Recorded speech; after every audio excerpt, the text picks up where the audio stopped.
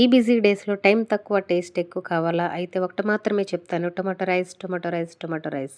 చాలా టేస్టీగా చేసుకునే టొమాటో రైస్ ఏ విధంగా ప్రిపేర్ చేయాలో మీకు ఈ రెసిపీలో చూపించబోతున్నాను. హాయ్ అండి, అందరికి నమస్తే. నేను మీ Sirisha. Welcome back to my channel. Late చేయకుండా ప్రాసెస్‌లోకి వెళ్ళిపోదాము. టొమాటో రైస్ ఏ విధంగా ప్రిపేర్ చేయాలో. ముందుగా 2 కప్పుల బియ్యం తీసుకొని నీట్‌గా వాష్ చేసుకొని వాటర్ పోసుకొని పక్కన పెట్టుకోవాలి. నేనైతే బాస్మతి రైస్ తీసుకున్నాను. మీరు నార్మల్ రైస్ అయినా తీసుకోవచ్చు. ఈ విధంగా 2-3 సార్లు కడిగేసి వాటర్ పోసుకొని పక్కన పెట్టేసుకోవాలి. 30 మినిట్స్ కనుక నానితే చాలా బాగుంటుంది. రైస్ ఫాస్ట్గా కుక్ అయిపోతుంది. నెక్స్ట్ ఇందులోకి మనకి హోల్ బిర్యానీ ఇంగ్రీడియంట్స్ కావాలి.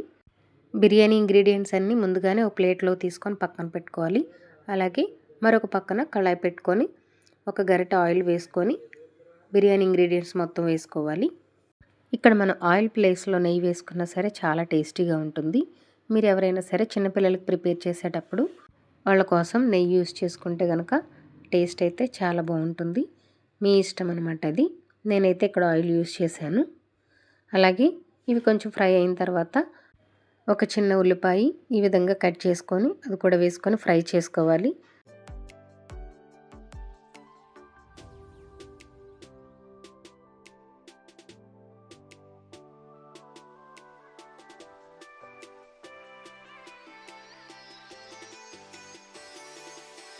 అలాగే 3 పచ్చిమిర్చి కూడా వేసుకోవాలి.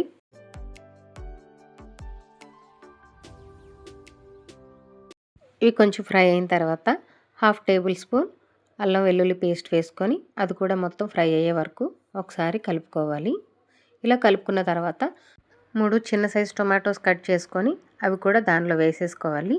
ఇవి మొత్తం ఒకసారి కలిపేసుకొని మూత పెట్టేసుకొని ఉడికించుకోవాలి. ఇది 10 to 15 మినిట్స్లో కుక్ అయిపోతుంది. చూసారు కదా ఏ విధంగా దగ్గర పడిపోయిందో మొత్తం. సో ఈ విధంగా ప్యూరీలా అయిపోయే వరకు కూడా కుక్ చేసుకోవాలి. టొమాటో మొత్తం ఉడికించుకున్న తర్వాత మనం ఏ కప్తో అయితే రైస్ తీసుకున్నామో ఆ కప్తోనే వాటర్ వేసుకోవాలి. నేను 2 కప్స్ బాస్మతి రైస్ తీసుకున్నాను కాబట్టి 3 కప్స్ వాటర్ పోసుకున్నాను. అలాగే కొంచెం సాల్ట్ వేసుకొని అలాగే కలర్ కోసం లైట్గా పసుపు వేసుకొని ముందుగా ఏవైతే మనం నానబెట్టుకున్న బియ్యం ఉన్నాయో అవి ఒకసారి వాటర్ వంపేసి రైస్ అందులో వేసేసుకొని జస్ట్ ఒకసారి కలిపేసి మూత పెట్టేసుకొని మగ్గించుకోవటమే.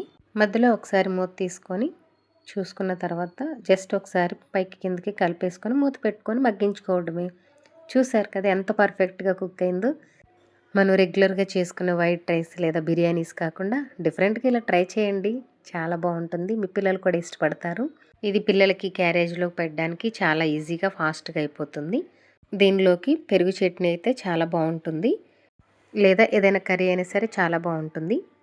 అలాగే తప్పకుండా మీరు ఈ రెసిపీని ట్రై చేయండి. ట్రై చేసిన తర్వాత ఎలా వచ్చిందో నాకు కామెంట్ చేయండి. నెక్స్ట్ ఏం రెసిపీ కావాలో కూడా కామెంట్ చేయండి. మరొక రెసిపీతో మీ ముందుకు వచ్చేస్తాను. Series park. అప్పటి వరకు నా ఛానల్ సబ్స్క్రైబ్ చేసుకొని ప్లీజ్ వాచ్ చేస్తూ ఉండండి. అలాగే మీ ఫ్రెండ్స్ అండ్ ఫ్యామిలీ మెంబర్స్ కూడా షేర్ చేసేయండి.